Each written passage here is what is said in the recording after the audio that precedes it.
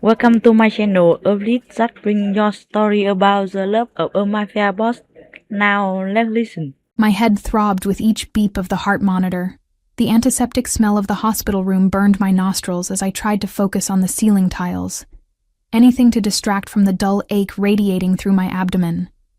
The doctors had told me the surgery went well, but the pain medication made everything foggy, like looking through frosted glass.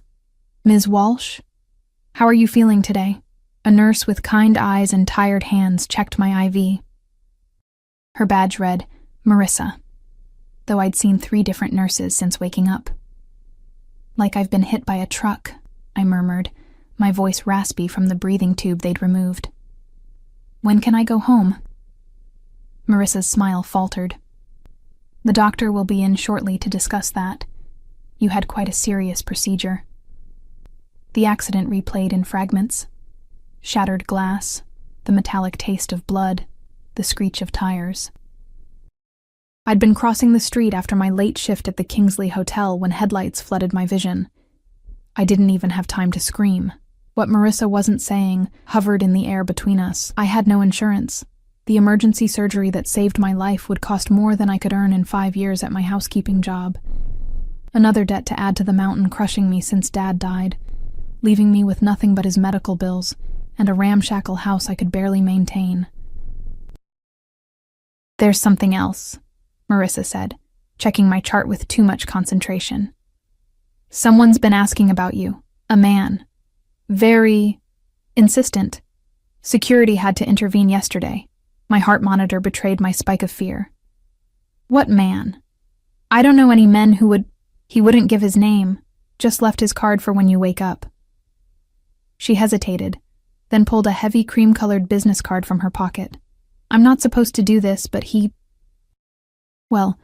seemed to know things about your condition that aren't public. Said he's covering your medical expenses. The card was blank except for a phone number embossed in matte black. No name, no company. I don't understand, I whispered, turning the card over. This must be a mistake. That's what I thought. But Ms. Walsh, Marissa lowered her voice. I checked. Your bills have been paid. All of them. My fingers trembled around the card. That's impossible. It must be tens of thousands of dollars. More. Her gaze darted to the door. I shouldn't tell you this, but he's been calling every hour for updates. The hospital administrator is personally taking his calls now. A knock at the door made us both jump. Dr. Chen entered, his expression unreadable behind his surgical mask. Ms. Walsh, good to see you awake. How's the pain, scale of 1 to 10? 6, I lied. It was closer to 8, but I didn't want more medication clouding my thoughts. He nodded, making notes in my chart. The impact damaged your spleen and caused internal bleeding. We had to remove it, but you'll be able to live a normal life. You also had a concussion and 3 broken ribs. You're lucky to be alive. Lucky wasn't the word I would have chosen. Alone, in debt, and now missing an organ seemed the opposite of lucky. When can I leave? I need to get back to work. The thought of missing shifts made my stomach clench. I was already behind on rent. That's what I wanted to discuss. Dr. Chen's brow furrowed. Typically, I'd keep you for at least another week, followed by significant home care. But given your financial situation, we were preparing discharge paperwork for tomorrow. Were? I caught the past tense. Your benefactor has requested you receive the full recommended treatment, including private duty nursing at home afterward. The monitor betrayed my racing heart again. I don't have a benefactor. There's been a mistake. The administrator assures me there's no mistake, Ms. Walsh. The gentleman was quite specific about your care. He cleared his throat. He'll be visiting this evening. My mouth went dry. I don't want to see him. I don't know who he is. Dr. Chen and Marissa exchanged glances. I'll see what I can do, he said, not meeting my eyes. Rest now. We'll run some tests this afternoon. After they left, I stared at the card, the embossed number catching the harsh fluorescent light. Who would pay a fortune for a stranger's medical bills? What did they want in return? I must have drifted to sleep, because when I opened my eyes, the golden light of sunset streamed through the blinds. The room smelled different. A subtle cologne had displaced the antiseptic scent, expensive and understated. notes of cedar and something darker. I wasn't alone. A man stood by the window, his back to me. Tall, broad-shouldered, in a tailored black suit that probably cost more than my car. His dark hair was cut short, precise. One hand was tucked into his pocket, the other holding a phone to his ear. He spoke too quietly for me to hear, but the controlled intensity in his posture made my skin prickle. I should have called for help, pressed the nurse's button, made any sound, but something held me frozen, watching. He ended his call and must have sensed my gaze. Without turning, he said, "You're awake." His voice was deep, with the barest hint of an accent I couldn't place. When he turned, the dying sunlight cast half his face in shadow. He couldn't have been much over 40, with features that belonged on a Roman coin, strong jaw, straight nose, eyes so dark they appeared black in the dimming light. Handsome, but in a severe way that spoke of authority rather than warmth. "Who are you?" I managed to ask, my voice embarrassingly weak. He approached with measured steps, stopping at the foot of my bed. "My name is Alessio Russo, and you are Ellie Walsh, 27, no living relatives, employed at the Kingsley for 4 years, 3 months. His eyes never left mine. "You were hit by a drunk driver who fled the scene. My driver witnessed the accident." My mouth opened, but no words came. How did he know these details, and why did his name send a chill down my spine? I'd never met him, but something about Alessio Russo felt familiar, like a warning I'd heard but forgotten. "Why would you pay my medical bills?" I finally asked. "The right question is why wouldn't the driver stop?" he countered, his expression unchanged. A statement, not a question. Outside my door, I noticed a large shadow, a man standing guard. Inside, with this stranger knowing everything about me, I felt suddenly, terribly vulnerable. "I don't understand what you want from me," I whispered. Russo studied me with unnerving focus. "The driver works for someone I know." "Someone who didn't realize you were under my protection." "Your protection?" I echoed. "I don't even know you." A ghost of a smile touched his lips. "No, but I know you, Eleanor. No one called me Eleanor except my father." My heart monitor betrayed me again, beeping faster. "How do you— Your father spoke of you often." The room seemed to tilt. "You knew my father?" Russo moved closer, and I caught a better look at his face. A thin scar ran from his temple to his jaw on the right side, nearly invisible unless the light caught it just so. His eyes weren't black after all, but a brown so dark they appeared bottomless. Thomas Walsh saved my life once. I never had the chance to repay him before his passing. His voice softened almost imperceptibly. Now I find his daughter nearly killed by an associate of my enemy. My father had been a security consultant for various companies before his illness. He never discussed his work, but sometimes came home with haunted eyes and would sit in silence for hours. Was this connected? "What do you mean, your enemy?" I asked, a chill spreading through me. Russo checked his watch. Platinum. Understated, but obviously expensive. "The doctor says you'll need several weeks of recovery. I've arranged for you to recuperate at one of my properties. Safer than your current residence." "I'm not going anywhere with you," I said, trying to sound firm despite my racing heart. "I appreciate your help with the bills, but the man who ordered the hit and run knows you survived." His tone remained conversational. "Victor Kane doesn't leave loose ends, even ones created by accident." Victor Kane. The name sent another shock of recognition through me, though I couldn't place why. Something my father had mentioned? A news story? "Hit and run?" "You make it sound deliberate," I said, trying to process his words. "It was an accident. The driver was drunk. Eleanor." The way he said my name made me still. "There are no accidents in my world, only messages. The driver targeted you specifically, thinking you were connected to me. A mistake that will cost him." The casual way he said it made my blood run cold. Who was this man? "I'm not going anywhere with you," I repeated, reaching for the nurse call button. Russo didn't try to stop me. "You have 12 hours to decide. By then, Kane will have confirmed you're alive and send someone to finish the job. Hospital security won't stop them." My finger hovered over the button. "Are you threatening me?" "I'm trying to save your life." Something flickered in his eyes. Frustration, perhaps. "Your father would expect no less of me." "My father has been dead for 18 months, I said, my voice breaking. If you were such good friends, where were you when we lost everything to his medical debts? Where were you at his funeral? A muscle in his jaw tightened. I was dealing with complications in Naples. By the time I learned of his passing, you had already disappeared from your previous address. It took time to locate you. You've been looking for me. The thought was unsettling. I made a promise to Thomas. Russo moved to the side of my bed, close enough that I could smell his cologne again. Not overpowering, but distinctly masculine. I intend to keep it. My heart thundered against my broken ribs. What promise? He reached out and I flinched, but he only adjusted my blanket where it had slipped. To protect his daughter if anything happened to him. His voice was quiet. I'm a man of my word, Eleanor, even when it's inconvenient. Before I could respond, his phone vibrated. He checked the screen, his expression hardening. My men will remain outside your door tonight. Tomorrow morning, you'll be discharged into my care, or you'll be on your own. He turned to leave. For Thomas's sake, I hope you make the right choice. Wait, I called, desperation overriding my fear. At least tell me who you really are, what you do. Russo paused at the door, his profile sharp against the hallway light. For a moment, he seemed to consider his answer. I'm the man Victor Kane has been trying to destroy for a decade. His eyes met mine one last time.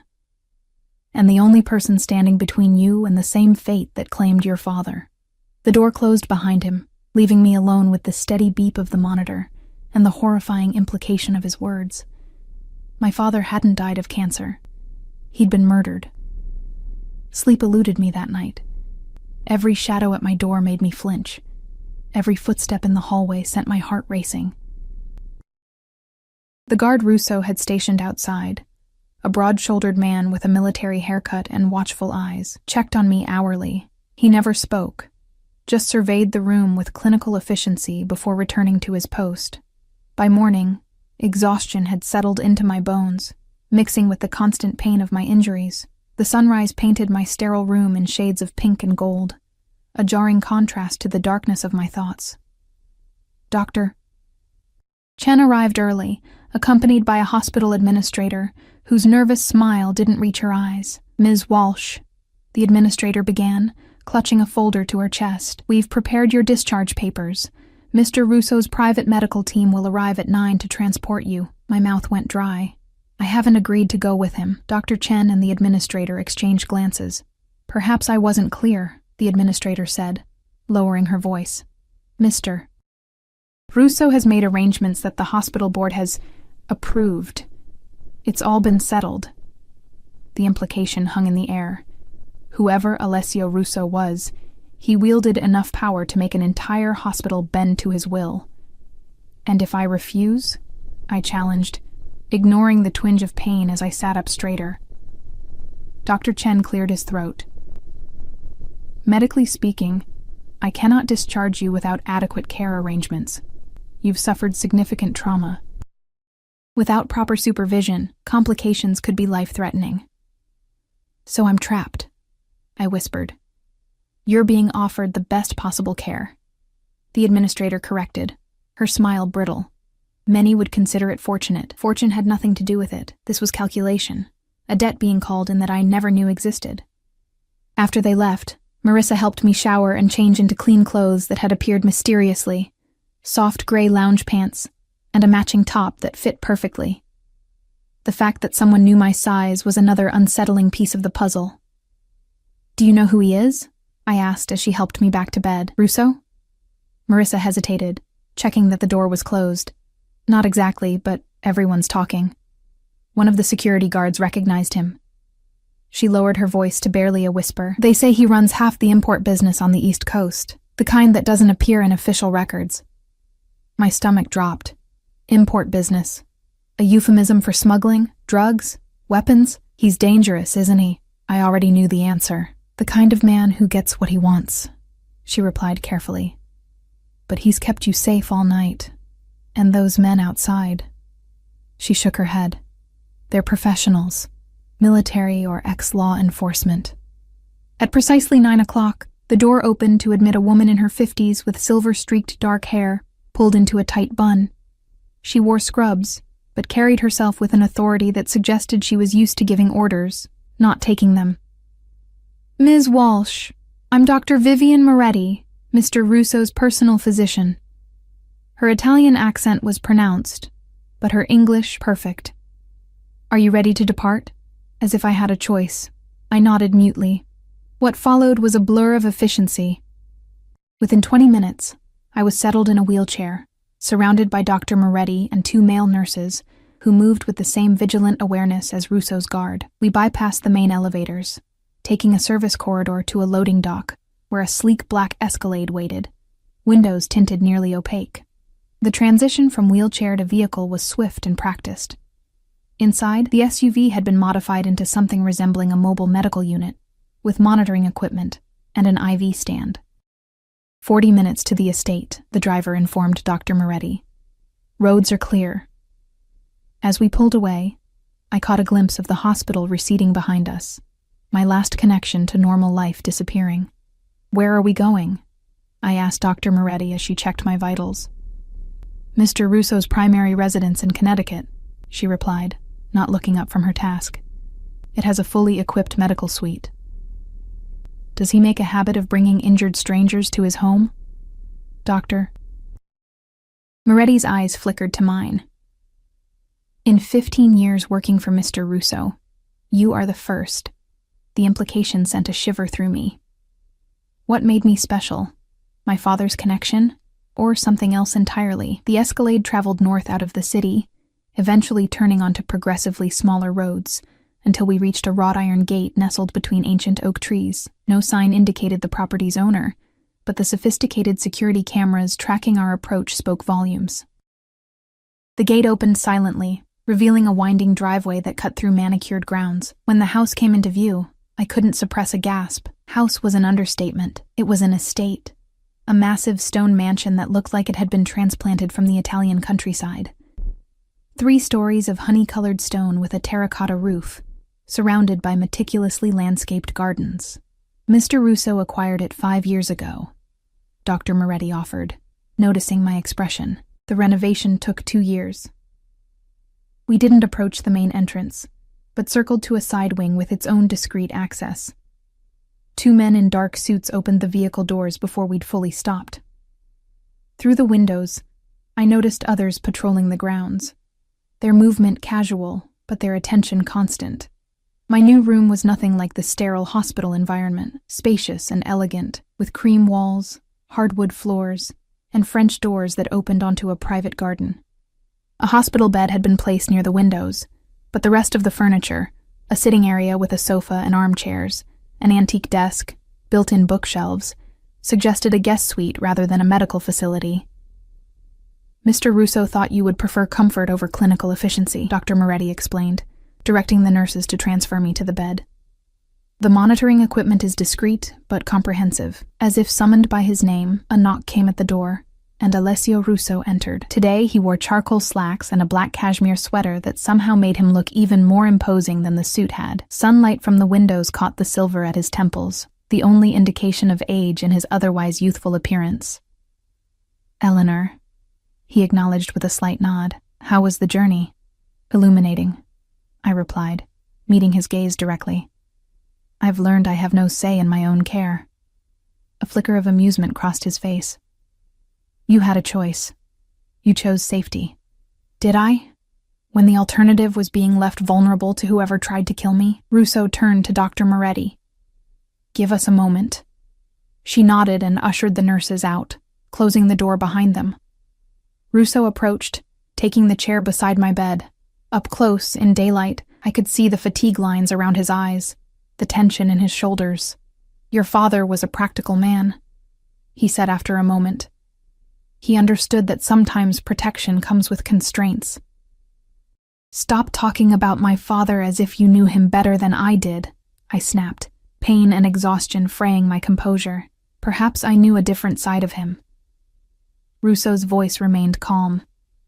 The side that kept you safe by keeping you ignorant. I flinched as if he'd struck me. What are you talking about? Russo leaned forward, elbows on his knees.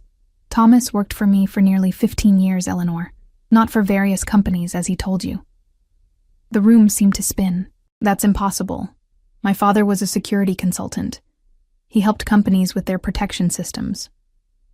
He was security, yes, for my organization. Russo's dark eyes held mine. Your father was my most trusted lieutenant, my right hand for over a decade. You're lying, I whispered. But doubt had already taken root.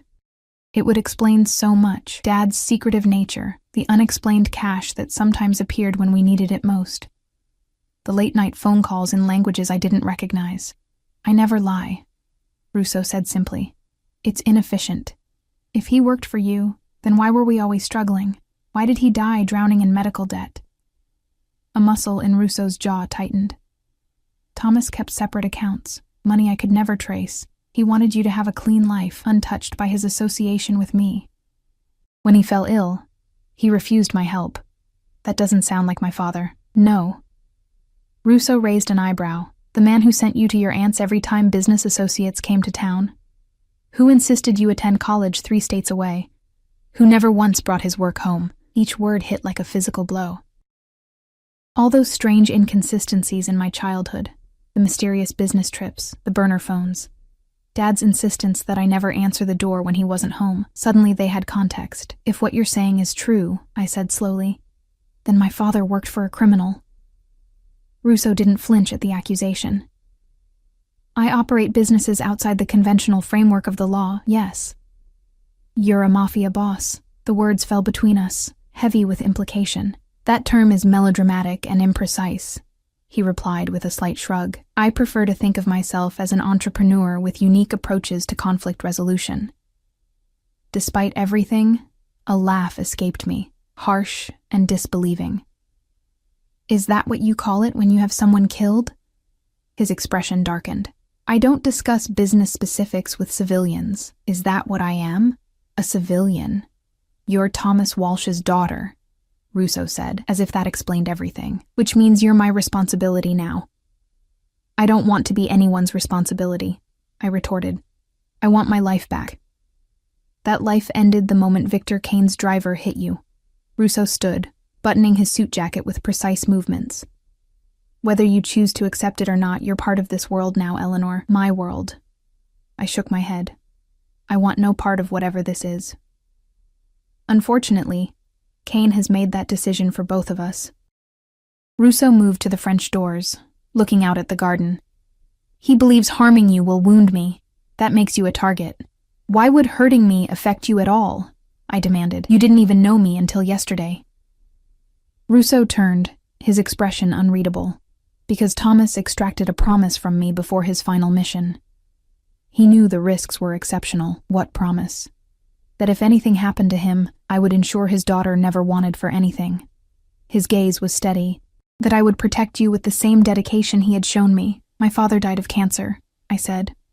But uncertainty colored my words. Russo's silence was answer enough. No, I whispered. The doctors said cancer was the official cause, yes. But its rapid onset and unusual progression were no coincidence. Russo's voice had softened. Thomas was investigating Kane's operations in South America. 3 weeks later, he developed symptoms. By then, it was too late. The room seemed to close in around me. Are you saying my father was poisoned? With an isotope nearly impossible to trace. Russo returned to my bedside. He knew Eleanor. In his final days, he contacted me, asked me to watch over you, but from a distance, until it was no longer possible to do so. Tears burned behind my eyes. Why didn't he tell me any of this? To protect you. Russo's hand moved as if to touch mine, then retreated. The less you knew, the safer you were. Silence settled between us, heavy with revelations I couldn't process.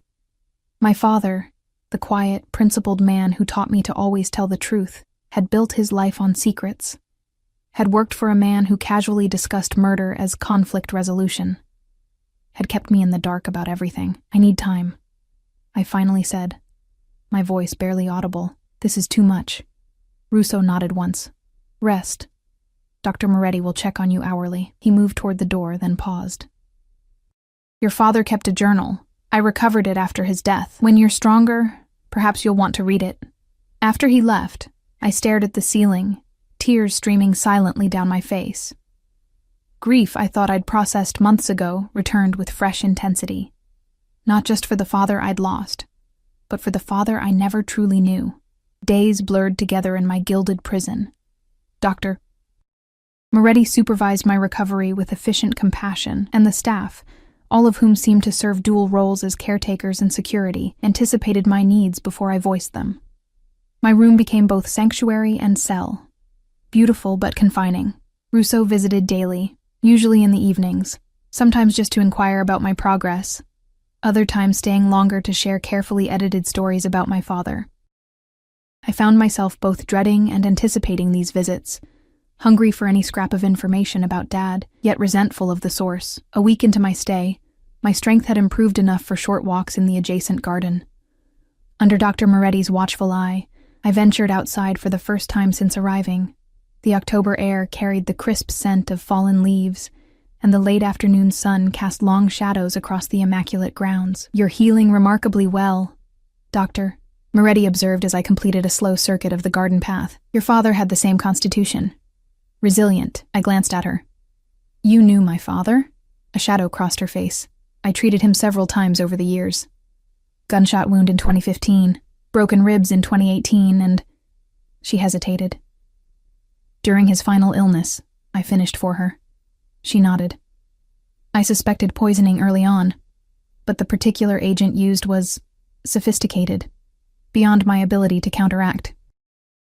Regret tinged her voice. "Mr. Russo brought in specialists from Europe, but it was already too late." I stopped walking, steadying myself against a stone bench.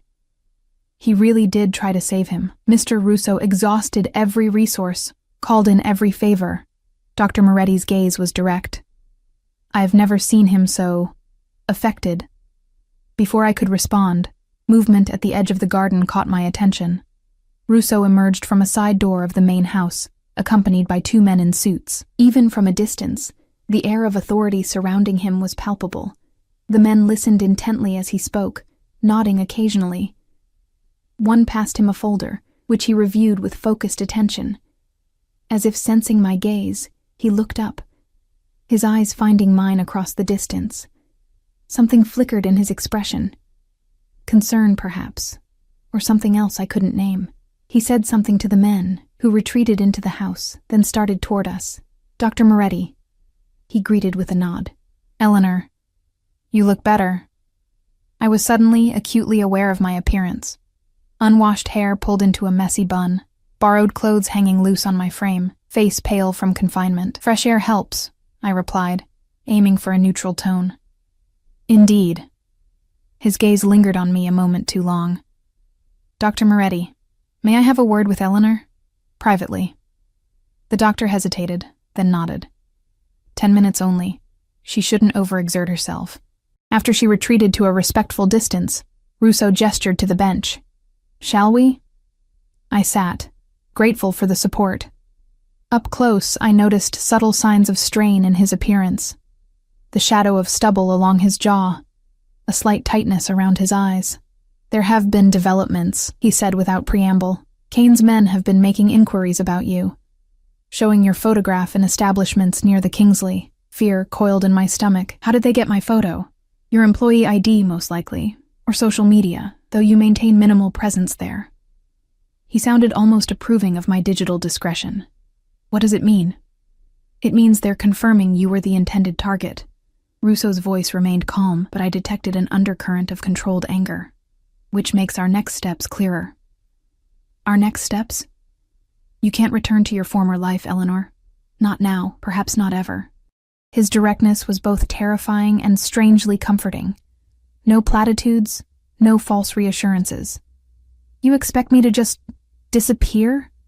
Live here indefinitely as your ward?" I gestured to the imposing house. "In your fortress?" "It would be the safest option, yes." His expression softened almost imperceptibly, though I understand it's not what you would choose. "What I would choose is to go back 2 weeks and cross at a different intersection," I said bitterly. "Or better yet, to have known the truth about my father from the beginning." Russo was quiet for a moment. "Thomas believed ignorance would protect you." I disagreed with his approach, but respected his wishes. "And now?" Now I believe knowledge is your best defense. He shifted to face me more directly. Your father kept a separate apartment in the city, registered under an alias, a place even I wasn't meant to know about. My breath caught. How did you find it? A ghost of a smile touched his lips. Thomas was careful, but I employ people who specialize in finding what doesn't want to be found. When did you discover it? After his death. I had the contents secured but left everything untouched. His gaze was steady. I believe he maintained records there. Information that might explain why Kane considers you valuable enough to eliminate. Hope flared briefly. You think there might be answers? Possibly. Or more questions. He studied me with those dark, unreadable eyes. Are you strong enough for either? It wasn't really a question. Whatever my physical condition, I needed answers more than safety. When can we go? Tomorrow evening. My security team is preparing. He stood, offering his hand to help me up. Dr. Moretti believes you can manage the trip, but you'll need to follow her instructions precisely today. I hesitated before taking his hand. His palm was warm, grip firm, but gentle, the hand of someone conscious of their strength. For a brief moment, I felt the calluses on his fingertips, incongruous with his polished appearance. Thank you, I said as he released me. For giving me a choice this time, something like surprise flickered across his features. You're not a prisoner here, Eleanor, despite appearances. Aren't I? Would your men let me walk through that gate? I gestured toward the distant entrance. They would. Once. His honesty was brutal. And then they would follow at a distance until Kane's men found you. After that... He left the implication hanging. After that, they'd recover my body, I finished. Russo didn't contradict me. Your father had enemies, powerful ones. The only reason they didn't come for you sooner is because most believe Thomas had nothing worth taking. His gaze intensified. Kane apparently thinks otherwise. That night, sleep eluded me again. I stood by the French doors, watching moonlight silver the garden. Beyond the manicured grounds, the darkness concealed an unseen perimeter of armed men, some protecting me, others potentially hunting me. Two sides of an underground war I never knew existed. A soft knock interrupted my thoughts. Too late for Dr. Moretti's rounds. Too hesitant for security. Come in, I called, drawing the robe tighter around me. The door opened to reveal a young woman with copper hair, pulled back in a practical braid. She carried a tray with tea and what appeared to be homemade cookies. Ms. Walsh, I'm Sophia, Mr. Russo's housekeeper. Her smile was genuine, lacking the cautious deference of the other staff. I thought you might like something to help you sleep. Thank you, but I don't need chamomile with lavender and a touch of honey. She set the tray on the bedside table. And snickerdoodles. My grandmother's recipe. The simple kindness after days of clinical care nearly undid me. That's very thoughtful. Sophia poured the tea, her movements graceful and practiced. Mr. Russo mentioned you'll be traveling tomorrow. I've taken the liberty of preparing some clothes. She gestured to the closet. Nothing fancy, just practical items that should fit. Mr. Russo discusses my plans with the household staff. I couldn't keep the edge from my voice. She handed me the teacup, unfazed by my tone. Mr. Russo discusses very little with anyone, but I've worked for him since I was 18. You learn to anticipate. I accepted the cup, inhaling the soothing aroma. How long have you known him? All my life, in a way. My father was his driver until he retired. She selected a cookie from the plate, offering it to me. Mr. Russo paid for my college education. Business management. I took the cookie, surprised. That seems unexpectedly generous. Sophia's smile turned wry. Mr. Russo values loyalty and competence above all else. He rewards both handsomely. She glanced around the room. Is there anything else you need before tomorrow? Something in her straightforward manner invited confidence. Information would be nice. Everyone here treats me like I'm made of glass. She considered me for a long moment. You're the first person Mr. Russo has ever brought to this house who wasn't either family or business. That makes you something of a mystery to the staff. I'm a mystery to myself these days, I murmured. If it helps, he's different around you. Sophia adjusted the tea tray, avoiding my gaze. More Present. Usually he's here but not here, if you understand. I don't. She sighed. Mr. Russo carries many responsibilities. It creates a distance most can't bridge. She moved toward the door. Try to rest, Ms. Walsh. Tomorrow will be demanding. After she left, I sipped the tea, savoring its gentle warmth. Sophia's words echoed in my mind. The first person who wasn't family or business. What was I then? An obligation? A promise kept? The next evening, dressed in clothes Sophia had provided, dark jeans, a gray sweater, and a black leather jacket that fit suspiciously well. I waited by the main entrance. Dr. Moretti had given me a final examination and reluctantly declared me fit for limited travel, though not without providing Russo with a detailed list of restrictions and medications. He appeared precisely at 7, wearing a charcoal suit that somehow managed to look both elegant and practical. 2 men flanked him. One I recognized as the guard from the hospital, the other unfamiliar, but with the same vigilant demeanor. Eleanor. Russo's gaze swept over me, clinical and assessing. Are you certain you feel strong enough? I'm fine, I assured him, ignoring the dull ache in my side. Let's go. Outside, 3 identical black SUVs idled in the circular drive. Russo guided me to the middle vehicle, his hand hovering near the small of my back without quite touching me, close enough to assist if needed, distant enough to respect boundaries. Marco will drive, he said, indicating the unfamiliar guard who slid behind the wheel. Paolo will follow in the second vehicle with additional security. The third is a decoy. The convoy moves swiftly through the night, taking a circuitous route back toward the city. I watched the passing landscape transform from manicured estates to suburban developments to the familiar urban sprawl. Beside me, Russo maintained a watchful silence, occasionally checking his phone or exchanging brief words with Marco in Italian. How did you meet my father? I asked, breaking the quiet as we crossed the bridge into Manhattan. Russo considered the question, his profile sharp against the city lights. Belgrade, 1999. I was expanding operations into Eastern Europe. Thomas was working private security for a diplomat. A faint smile touched his lips. He saved my life during an ambush, shot 2 men while simultaneously pulling me behind cover. The image of my gentle father, the man who refused to even own a gun in our house, gunning down attackers, was jarring. You offered him a job after that? Eventually.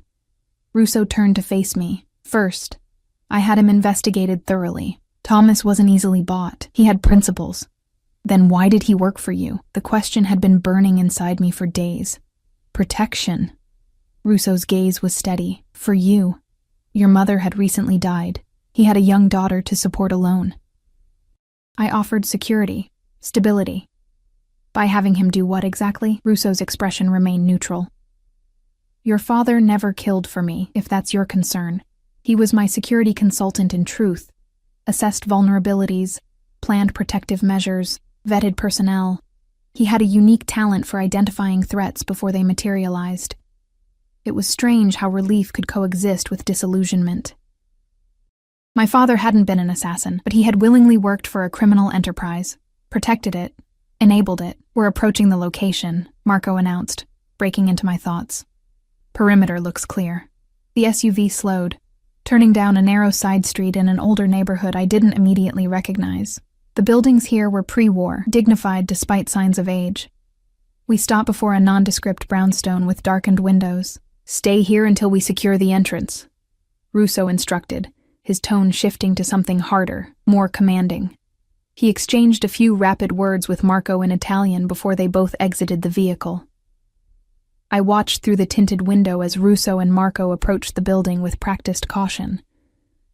Paolo and 2 other men emerged from the following SUV, taking positions that gave them sightlines in all directions. The choreography spoke of years of experience, of countless similar situations. This was Alessio Russo in his element, not the polished businessman who had visited my hospital room, but something more primal.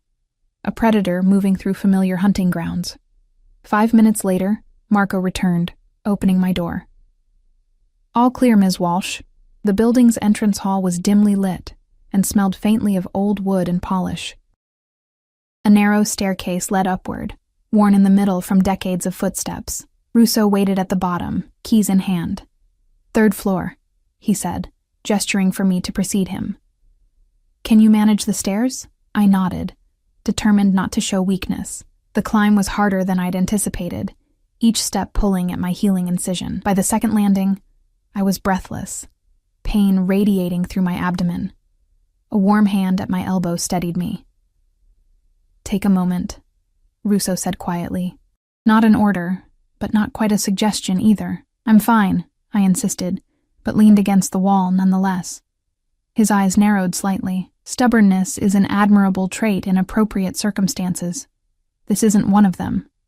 Says the man who probably never admitted weakness in his life," I countered. Something like amusement flickered across his features. "On the contrary, acknowledging limitations is essential for survival in my world." When we reached the third floor, Russo unlocked a heavy door reinforced with what appeared to be multiple security systems. The apartment beyond was modest but meticulously maintained. A small living area with worn but quality furniture, a kitchenette, and 2 doors leading to what I presumed were a bedroom and bathroom. "This was his safe house," Russo explained, securing the door behind us. "Purchased under the name William Stevens 15 years ago. Even my most thorough accountants never traced it. The space felt frozen in time, as if my father might walk through the door at any moment." A coffee mug still sat on the counter. A jacket, one I recognized, hung by the door. Books lined shelves along one wall, their spines showing my father's eclectic tastes. "How often did he come here?" I asked, running my fingers along the back of his favorite reading chair. "Increasingly, in his final years." Russo moved to the bookshelf, scanning the titles. "After your mother died, he maintained 2 separate lives more strictly. Thomas Walsh, the devoted father. William Stevens, my lieutenant." I picked up a framed photograph from a side table. Me at my high school graduation, beaming between my parents. Mom, already sick, but smiling bravely. Dad, his arm around my shoulders, proud and protective. Was anything in my life real? The question escaped before I could stop it. Russo turned, his expression softening. "His love for you was real, Eleanor. Everything he did, the secrets, the double life, was to give you the chance he never had, a life untouched by this world. Fat lot of good it did in the end," I said bitterly, setting down the photo. "He couldn't have anticipated Kane connecting you to him after so much time." Russo moved to a painting on the far wall, a simple landscape I recognized from our old house. Or perhaps he did, and left contingencies. With careful movements, he removed the painting, revealing a wall safe. The combination would be something significant to him, something he wouldn't forget but others wouldn't guess. I approached, studying the dial. 6 digits. "Try 071492, I suggested, my birthday. Russo entered the numbers. The safe remained locked. "His own birthday?" he suggested. I shook my head. He never celebrated it, said it was just another day, another mystery to add to the growing list. "Your mother's birthday, perhaps? April 3rd, 1970. I did the mental calculation. 040370. This time, the safe clicked open. Inside were several items: a thick envelope, a small leather-bound book, a USB drive, and a metal box. Russo removed them carefully, placing them on the nearby desk. "These should be examined somewhere secure," he said. "We shouldn't linger here." As he spoke, his phone vibrated. The message he read made his expression harden. "We need to leave. Now." "What's wrong?" "Security breach at the north perimeter." He was already gathering the items from the safe, moving with controlled urgency. Could be coincidence. Could be we were followed. Fear spiked through me. Kane's men. Possibly. "Paolo is bringing the vehicles around to the back exit." He handed me the leather book. "Take this. Everything else I'll secure." The book was my father's journal, the one Russo had mentioned. I clutched it tightly as he guided me back to the apartment door, his body language shifting to heightened alertness. Marco met us in the hallway, hand inside his jacket where I presumed a weapon waited. 2 unidentified vehicles circling the block boss. No visual on occupants. "Exit strategy Bravo," Russo directed, his voice calm but commanding. "Eleanor stays between us." The next moments were a blur of controlled movement. Down the back stairs, through a service entrance, into a narrow alley where the SUVs waited, engines running. Russo kept one hand at my back, the other hidden beneath his jacket. We were halfway to the vehicles when the first shot cracked through the night. "Down!" Russo shouted, simultaneously pulling me behind a dumpster and drawing a pistol in one fluid motion. More shots followed. The sharp report of handguns, the deeper bark of something larger. Marco returned fire, providing cover as Paolo and the other guards emerged from the vehicles, weapons drawn. "Stay down," Russo ordered, his body positioned between me and the direction of the attack. "When I say move, run straight to the second vehicle. Don't stop. Don't look back." Terror had frozen my limbs. "I can't." "You can." His eyes locked with mine, fierce with determination. "Your father wouldn't surrender, neither will you." The exchange of gunfire intensified. Through the chaos, I heard shouted orders in Italian, the scuff of boots on pavement, a cry of pain. "Now," Russo commanded, pulling me up and propelling me forward while simultaneously firing 2 precise shots. I ran, each step sending pain through my healing wound, each breath burning in my lungs. The SUV's door opened as I approached, Paolo's hand extending to pull me inside. Behind me, I heard Russo's steady footsteps, the sound of his controlled breathing. Then a new volley of shots, a grunt of pain that wasn't from me, and the sickening sound of a body hitting pavement. I turned, horrified, to see Russo on one knee, his left shoulder darkening with blood, still returning fire with his right hand. 20 feet separated us, an impossible distance under the circumstances. "Go!" he shouted at Paolo, who had started toward him. "Get her out! Primary objective!" Paolo hesitated only a fraction of a second before pulling me into the vehicle. "Drive!" he ordered the man behind the wheel. "No, we can't leave him!" I struggled against Paolo's iron grip as the SUV lurched forward. Through the rear window, I watched Russo take cover behind a concrete barrier, Marco and another guard converging on his position. More of Kane's men appeared at the alley entrance, weapons raised. "He's hit. We have to help him," I pleaded as we accelerated away. "Mr. Russo gave direct orders," Paolo said, his voice tight with controlled emotion. "Your safety is the priority. Always." The SUV sped through back streets, taking seemingly random turns to evade potential pursuit. I clutched my father's journal to my chest, trembling with shock and fear. "Where are we going?" I finally asked, my voice barely audible. "Contingency location," Paolo replied, checking his phone for messages. "Secondary safe house in New Jersey." "What about Russo?" Paolo's expression remained stoic, but something in his eyes betrayed concern. "Mr. Russo has survived worse. Marco will get him to Dr. Moretti." The ride passed in tense silence. I stared at my father's journal, running my fingers over the worn leather. Inside might be answers, explanations, perhaps even the reason Kane wanted me dead. But at what cost? Russo was injured, possibly critically because of me. Because of secrets my father had kept. The safe house was an unassuming suburban home with a meticulously maintained lawn, the kind of place that drew no attention. 2 guards I hadn't seen before met us at the garage entrance, ushering me quickly inside. "Secure the perimeter," Paolo instructed them. "No one enters or leaves without verification code Lima 7 Echo." The interior was sparsely furnished but comfortable. Paolo led me to a bedroom, checking closets and windows, before apparently satisfying himself that it was secure. "Try to rest," he said, his professional demeanor softening slightly. "There are clothes in the dresser. Bathroom through that door. Kitchen is stocked if you're hungry. What about Russo? Is there any news?" Paolo checked his phone again. "Marco reports they're en route to a secure medical facility. That's all I know." After he left, I sat on the edge of the bed, still clutching the journal. Part of me wanted to fling it away, reject all the secrets and dangers it represented, but a stronger impulse, the need to understand, to finally know the truth, won out. With trembling fingers, I opened to the first page. My father's handwriting, neat, precise capitals that had always reminded me of architectural drawings, filled the first page. "For Eleanor, when the time comes. If you're reading this, I'm gone, and Alessio has determined you need the truth." Trust him, Ellie. He's a complicated man with a dangerous life. But his word is unbreakable. Tears blurred my vision. I blinked them away, determined to read on. The journal detailed my father's double life in meticulous chronology. His chance meeting with Russo in Belgrade. The job offer that came months later, when medical bills for my mother's first cancer diagnosis had left us nearly bankrupt.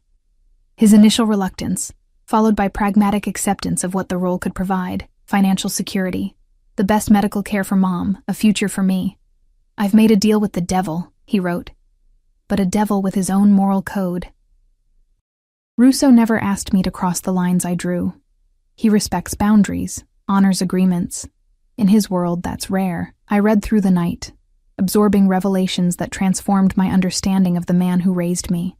My father had been Russo's security chief, his confidant, his most trusted advisor.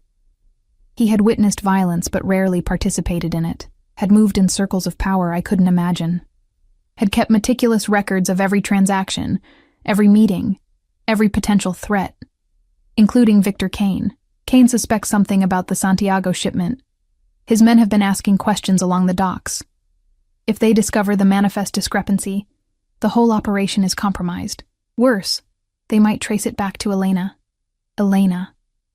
The name appeared repeatedly in later entries, always with concern, sometimes with unmistakable affection. Elena believes she's covered her tracks, but she underestimates Kane's resources. If he discovers her role as our informant, her life expectancy drops to days, perhaps hours. I've arranged new identity documents, but she refuses to leave until the evidence is secured. The final entries, dated just weeks before his diagnosis, grew increasingly urgent. Elena's missing. 3 days without contact. Kane's men were seen at her apartment. Found Elena's backup drive hidden exactly where she said. Contents encrypted. No time to examine now. Kane's surveillance has increased. Symptoms started today. Fatigue, nausea. Could be nothing. Could be something. Have secured Elena's package where only Ellie might find it someday, if necessary. God forgive me for involving my daughter, even unknowingly. The last entry chilled me to the bone. Dr. Moretti confirmed what I suspected. Radiation poisoning, deliberate exposure. Kane's signature method for traitors and informants. 6 months at most. Haven't told Alessio yet. He'll burn the world to find who did this. Need to protect Ellie first. She must never know this world exists. Final arrangements made. House in her name. Accounts hidden where Kane won't look. Left just enough breadcrumbs that if someday she needs Alessio, he'll find her. Pray that day never comes. I closed the journal, my hands trembling. My father had been murdered, slowly, painfully, and had spent his final months protecting me rather than seeking justice. Had hidden evidence that could destroy his killer. Evidence that somehow involved me. A soft knock at the door pulled me from my thoughts. Paolo stood there, his expression somber. "There's a secure call for you," he said. "Mr. Russo." I followed him to a study where a laptop sat open on a desk. The video feed showed a dimly lit room, and there was Russo, his shoulder heavily bandaged, face drawn with pain, but eyes alert. "Eleanor." His voice was rougher than usual. "You're safe?" "Yes. But you're hurt." He dismissed my concern with a slight gesture. "Superficial. What did you find in Thomas's journal?" I hesitated, not yet ready to share my father's most personal thoughts. He mentioned someone named Elena. Says she was an informant against Kane, that she had evidence hidden somewhere only I would find. Russo's expression sharpened with interest. Elena Varga. She was Kane's bookkeeper until she discovered he was trafficking people, not just goods. She came to your father with evidence. Financial records, shipping manifests, client lists. The Santiago shipment? A cargo vessel carrying both illegal weapons and human cargo. Your father helped Elena document everything. Planned to use it as leverage to shut down Kane's operation.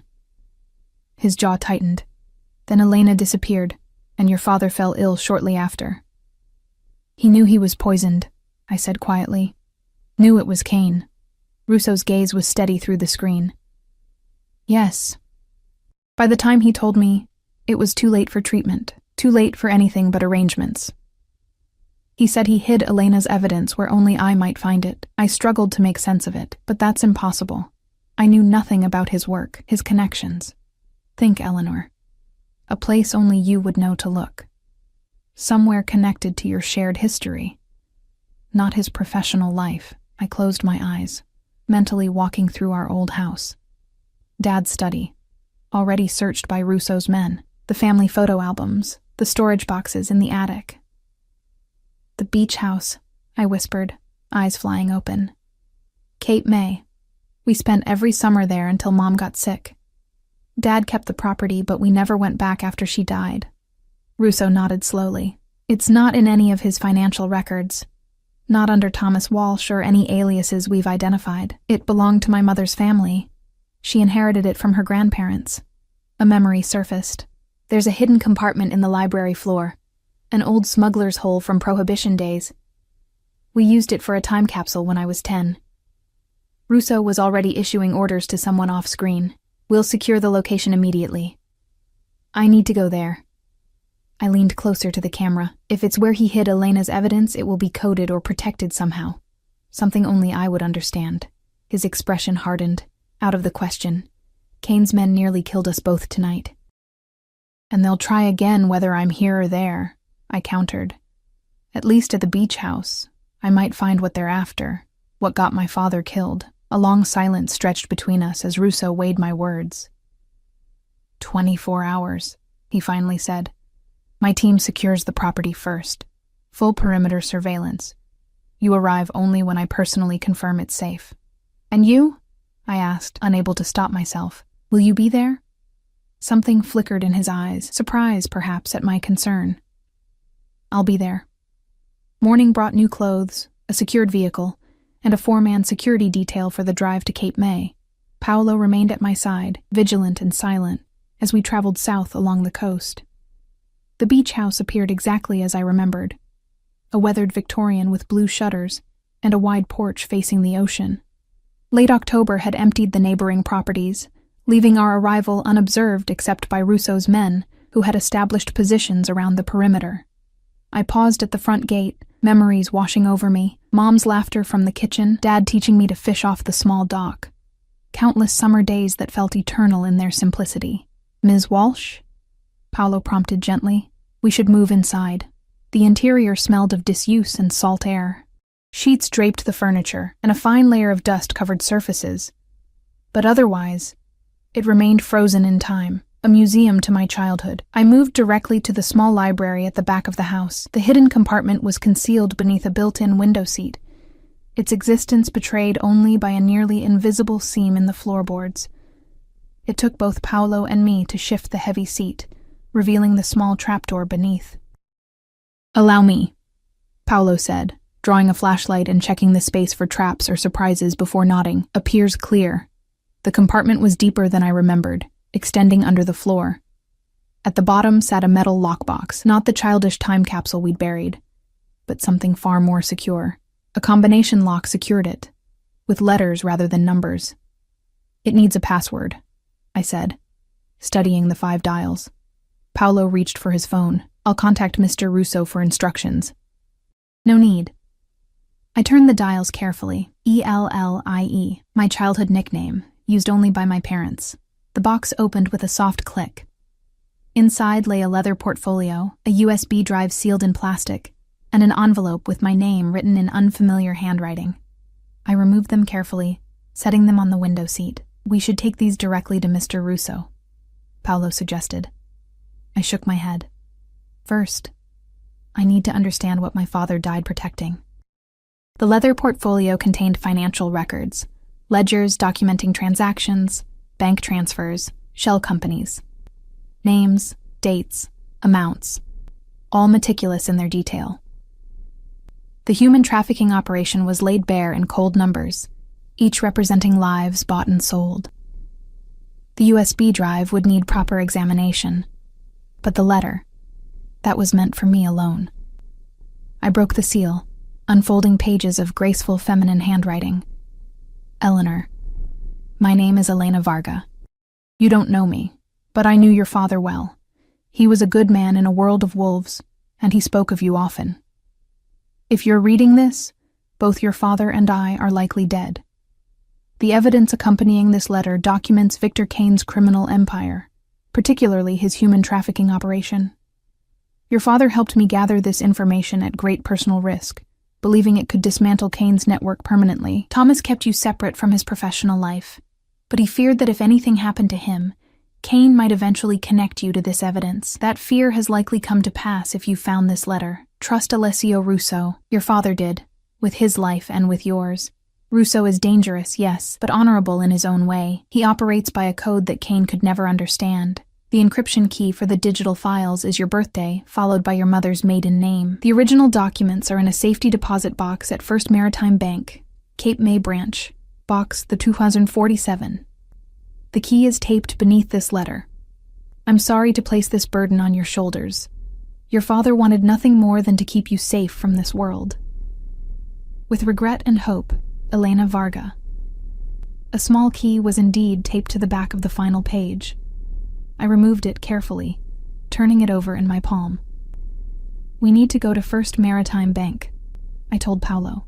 His expression remained impassive, but his eyes betrayed concern. Mr. Russo instructed us to return directly once we secured any evidence. This isn't complete without what's in that safety deposit box. I met his gaze steadily. My father died protecting this information. I need to finish what he started. After a moment's hesitation, Paolo nodded. The bank first, then straight to the rendezvous point. No deviations.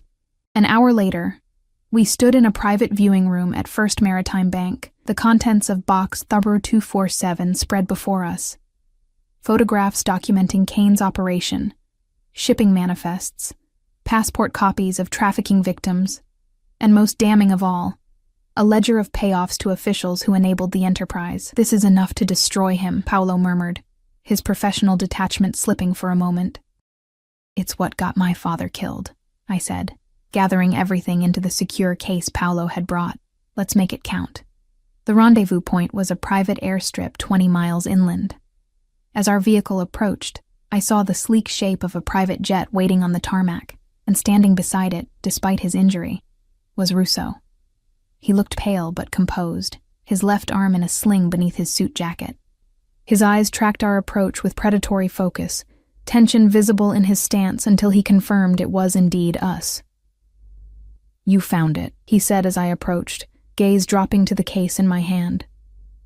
Everything Elena and my father compiled against Kane. I passed him the case, enough to dismantle his operation permanently.